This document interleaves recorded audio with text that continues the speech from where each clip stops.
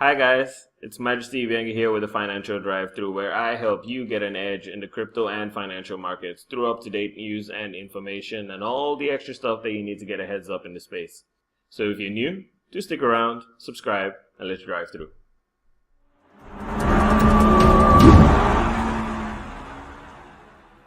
Our first headline, EU finance ministers stall on crypto regulation.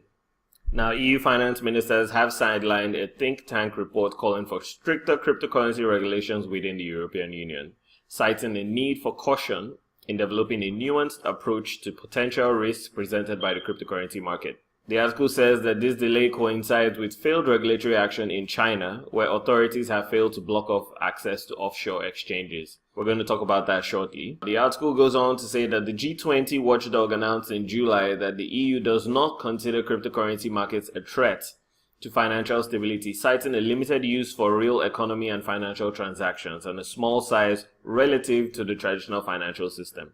Now, just yesterday, we saw this other headline. The SEC temporarily suspends the Bitcoin and Ethereum ETN. Now, an ETN is an exchange-traded note and should not be confused with an exchange-traded fund, which is what the entire cryptocurrency community has been rooting and expecting for. Now, this is just a temporary postponement, and personally, I don't think it's something people should take too seriously or panic about, because in this case, they actually do seem to have a very good reason for this.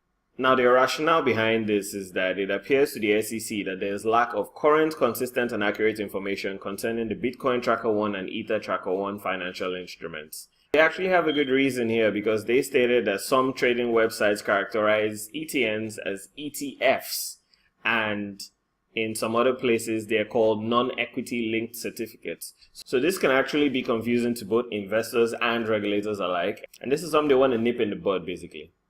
Definitely good to point out is that this happened on Sunday right before the Bitcoin futures opened, and it did not have any effect on the Bitcoin price. But I'm actually curious to see what this holds for September the 20th when they actually resume trading, and September the 30th when we're expecting the ETF ruling. It'll be interesting to see how these things play out, and I'll be sure to keep you posted on any information I get. Now, regarding their concern about some websites calling it ETFs, let's take a look at one of those. Here we have the article from Finance Magnates, and here they say SEC prohibits trading in 2 cryptocurrency ETFs. So this is kind of where the confusion comes about, and they even pointed out that the American regulator says that there's confusion surrounding Bitcoin Tracker 1 and Ether Tracker 1, meanwhile they're part of the problem as far as I'm concerned. So that's all we're going to say about this. More on regulations. Let's take a look at something that just happened. We have this headline, Winklevoss-led Gemini launches the first regulated USD-pegged stablecoin. So this is definitely trouble for Tether. Now, for those of you that don't know, a stablecoin is any cryptocurrency that is pegged to a stable asset. So that could either be gold or fiat currencies. In this case, it's the US dollar. Tether is also pegged to the US dollar, but the difference here is that this is regulated. This has the stamp and seal and approval of the NYDFS. That's the New York State Department of Financial Services. So this gives it extra credibility, and this might definitely be a game changer as far as bringing in the big time investors is concerned. So let's take a look at the article and see what it has to say here. According to the announcement, the Gemini Dollar is the first fully regulated stablecoin since it will fall under the oversight of US regulators, including the NYDFS that we just mentioned.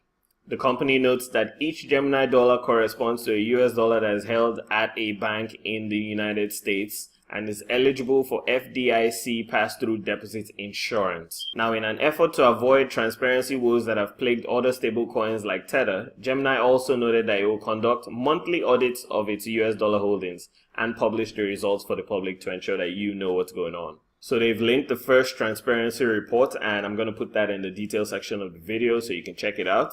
I'm also going to link the white paper as well for those of you who are interested in that kind of stuff. Now that we've looked at the path that's going towards cryptocurrency regulation, let's look at what happens when regulation makes life hard for crypto users. Chinese crypto industry insiders, investors find loopholes despite government ban. Now recently, the crypto community in China was met with a blanket ban on crypto trading in its entirety.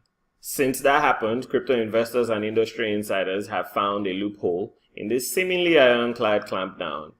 What these exchanges have been doing is they started renaming themselves under different domain names and registering their companies offshore. And this is basically all to avoid detection and to be able to keep operating, right? Now, what's interesting is that Chinese investors are actually converting their fiat currency into Tether, USDT, to leverage what is popularly known as client-to-client trades. And the way this works is that they're transferring their money through bank accounts or third-party payment services, and then once the other party receives the Tether, the client-to-client trading starts. They also use VPNs to avoid government detection, and I found this line particularly interesting. The report also stated that Chinese regulators don't possess enough computer knowledge to access VPN.